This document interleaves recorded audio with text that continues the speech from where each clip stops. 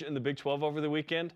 Iowa State, Kansas State go down. Now BYU controls its own destiny in the Big 12. What do you make of it? That's exciting, especially given the difference from what the expectation was preseason. And I don't know, I didn't have both Kansas State and Iowa State losing. I knew that Texas Tech was a threat to Iowa State. I knew that Kansas State has been playing exceptionally well down the stretch for the most part. I didn't think Houston had a chance against them, but Texas Tech got it done, and the weather in Houston, bad weather, big thunderstorm delays in the Rice game against Navy, which affected Navy. Rice beat Navy in part because everything was so wacky there, and Kansas State loses, and that's huge for BYU because it just gives them extra fudge factor to get to the conference championship game. You know, BYU before last weekend really kind of had to win out in order to get there, or at least not be subject to miserable tie-breaking scenarios. But now they've got a little bit of leeway. Those tie-breaking scenarios are complex and weird, and common opponents and win percent. BYU controls its own destiny. You were in this position in November in 1984 as teams started to lose and BYU continued to win and rise in the polls. What's the pressure like? What was it like in '84? What's it like on these guys as they know, okay, if we win out, not only are we going to the Big 12 title game, they'll get an at-large to the playoff in all reality? Well, the pressure isn't to win out. The pressure is to practice really well today. That's what the pressure is. That's the way we handled it back in the day, where we looked at the results around the country. Of course, we had to wait for the newspaper to come out the next day to know most of them. But we looked at those and we realized that we were moving up, that things were falling into place for us. But I don't think we ever felt pressure that we've got to win the rest of our games so that we can get there. It was all take care of the business in front of us. And that's the preparation we're making for the next game. And this team, the way they play indicates that that's what they do. The way the team leaders talk indicates that that's what they do. So I think if they thought about, well, we got to win out, and it's a tough game against Utah because of the rivalry. It's a tough game against Arizona State because they're much better than people expected. Houston all of a sudden is coming alive. And if they thought that way, there'd be a lot of pressure. But it really takes a lot of pressure off of you as an athlete when you just think about the thing you're doing next. You know, Chip Kelly, when he was coach at Oregon, made famous the statement, win the day. Well, that's what it is, win the day. And so I think they're focused in the right place. So while fans probably feel pressure because fans are looking forward to the games coming up beyond Utah, I think the team is thinking about winning the day, and that means the day of practice until they get to the game. We'll talk about Utah in a moment. Tomorrow, the first College Football Playoff Committee Top 25 comes out. Where do you expect BYU to be in it? I don't think they'll be too different from where they are now. AP, they're 9, but keep in mind that the committee doesn't go based off of the AP poll. They have a lot of advanced analytics that they look at. One of the things they'll look at that might harm BYU in terms of their first ranking is that while BYU is 9th in the AP right now, they are 28th, I believe, in FPI, Football Power Index, and 22nd in SP Plus, which is Bill Connolly of ESPN.com's more advanced analytic version of the FPI. And so the committee will be looking at things like that, and they'll evaluate BYU differently than maybe the AP pollsters did. But another thing that the committee values tremendously is the quality of wins. And BYU still has wins over 2 teams that are currently ranked this week. Even though Kansas State lost, they're still ranked. And the SMU is still ranked with their only loss being to BYU. And the committee will look at that, and they'll look at the quality of those wins, the way those games were played, and they'll see that neither one of those teams, K-State or SMU, scored a touchdown against BYU. So they'll see that BYU didn't just win because, gee, they got lucky and the other team messed up. They played good football in those games. And the better SMU does, the better it is for BYU. And so the committee will also look at that. Who are the quality wins? Now, you look around the country, and this is not to disparage any teams, but Indiana, I don't believe has played a team yet that's currently ranked. They're undefeated. Miami's undefeated. They haven't played a team that's currently ranked. BYU has played 2 and beat them both. And so these are things that the committee will be considering when they have their first ranking. Talking to ESPN's Trevor Matich on BYU Sports Nation. Trevor, we asked you last week, but let's ask you again this week. What is it like to lose to a rival? You know, you can't ever ask that too much. And the answer is I don't know. You'll have to ask somebody else. My teams were 8-0 against Utah and Utah State. Still feels good. Still matters. And it all is coming up for them this week against Utah because a lot of things can change from super positive to uh-oh if Utah knocks them off.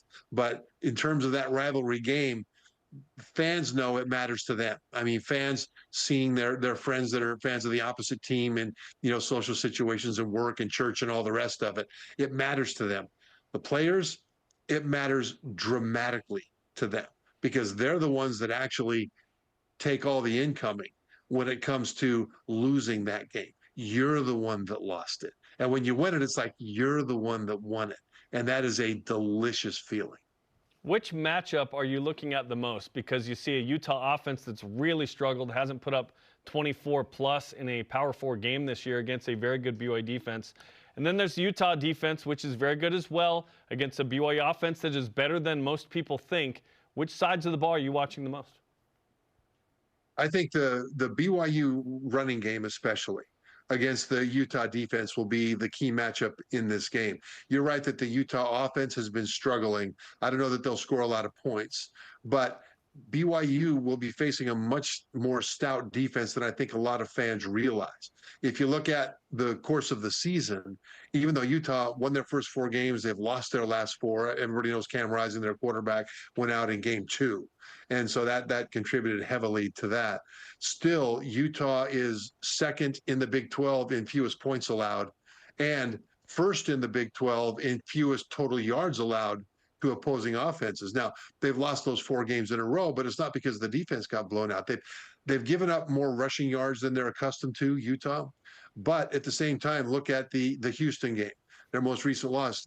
Houston scored 17 points and won the game. That's kind of half crazy. But what gets worse is that TCU scored 13 points and won the game. And so the defense of Utah is still holding teams down for the most part. As a matter of fact, you look at TCU, other than the Utah game, every team they played but one, TCU scored more than 30 points. And the 13 that Utah allowed them in the loss is by far the fewest TCU has scored. So this Utah defense is still dangerous. They've had injuries, especially up front in the front 7. Some of that will probably be resolved a little bit, or at least better, because of the bye week as they head into this BYU game. So this running attack of BYU, which has been outstanding since LJ Martin and Hinckley Rapati have come back from injury a few weeks ago, that matchup against a Utah defense that is still one of the best in the Big 12 is going to determine this game. Yeah, in this 4-game losing streak for Utah, the opponents Arizona 161 have rushed for this. Arizona State 176, TCU 132, Houston 228. BYU's coming off of back-to-back 250-plus rushing games. That'll be a huge factor.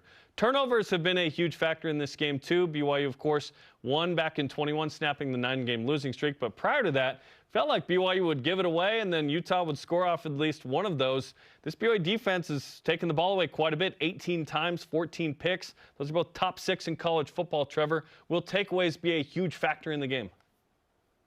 I think they will, because BYU has thrived when they've gotten takeaways by the defense and short fields for the offense. The offense has been outstanding at finishing those short field drives with touchdowns. A lot of teams, the defense will get an interception or a fumble, and then the offense won't do anything with it. BYU's offense does things with it. And that'll be important, again, because, you talked about the rushing that the Utah defense has given up in recent weeks, but it hasn't turned into points for the other team. And so those short fields can be important for BYU. And here's another way to look at it, that if BYU or Utah hasn't been running the ball very well, part of that is because their passing attack has gone quite south without Cam Rising, and teams have been loading the box against the run. But if BYU jumps out to a lead and then are able to stop the run, I expect them to heat up whoever's playing quarterback for Utah. It might be Wilson, it might be Rose. I'm not sure what they're going to do. But I expect BYU to not sit back and keep everything in front of them on defense. I expect the Cougars to go after them, to speed up their decision-making process, to try to force mistakes. And most turnovers come because you're pressuring the quarterback. And you can pressure the quarterback when you stop the run. So BYU will have an opportunity, if they can stop that run, to tee off on the Utah quarterbacks And for their sake, hopefully, they hope to get a whole bunch of takeaways that'll turn into points for the Cougars. And so this is the kind of a thing that could be a close, grinding affair like Utah's last two games, scored 17 and lost, scored 13 and lost. Or BYU could start to run away with it if they're able to force a lot of turnovers. There's a lot of things that could happen in this game. And also the other way could happen. I mean, Utah could jump on the Cougars if the Cougars aren't playing sound football and protecting the ball themselves. So, I think people look at the records. BYU undefeated. Utah lost their last four in a row. And they think, oh, yeah, BYU is just going to waltz in there and toss their helmets onto the field and they're just going to have an easy win. Well, maybe, but probably not. It's probably going to be tough because Utah, I mean, this is their Super Bowl. They still can become bowl eligible, but this is the game that's going to define their season now. Everything is pointed at this. And you and I both know when you have rivalry games like this, it's emotion and ferocity have a whole lot to do with who wins. It's an important game for a million reasons for Utah. Obviously, the rivalry with BYU. Oh, by the way, top 10 team playing great football. At Colorado next week. Home Iowa State, and then at UCF on Black Friday. That's a tough Final Four. Utah's got to win at least two of those to get to a bowl game. BYU trying to not help the cause coming up Saturday. Right, and so Utah would love nothing more than to knock BYU from the unbeatens and maybe even out of the conference championship game if BYU falters a second time. We'll see. But you're right about that. Utah's lost four in a row. And when you look at FPI and who's favored to win based on the Football Power Index, Utah is not favored to win any of those games. FPI says it's likely that Utah will lose each one of them to finish the season with an 8-game losing streak. Now, that's a proud program. They still have a lot of talent, and they are exceptionally well coached. And so they're not going to lay down. They're going to come out fighting. Pull out them tiny violins for the Utah schedule. Trevor, we appreciate the time. Thanks for the time, and we'll talk to you later. Okay, I'm sure they'll put that on the bulletin board. It's good to join you.